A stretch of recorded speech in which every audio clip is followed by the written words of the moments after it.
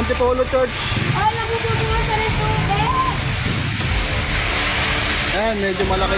Lumakas yung apoy dito sa barak sa Antipolo Church. Sobrang siguro sa pagsindi ng kandila. Ayan po, natutulog yung kandilaan. Sobrang.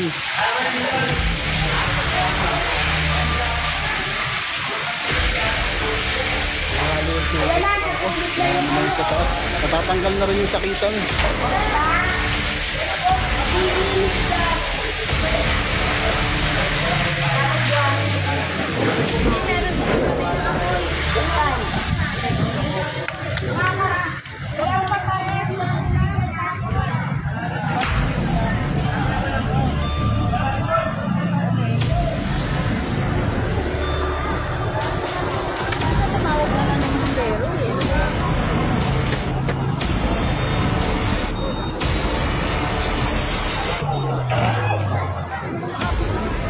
Nalalaglag na nga yung mga ano eh.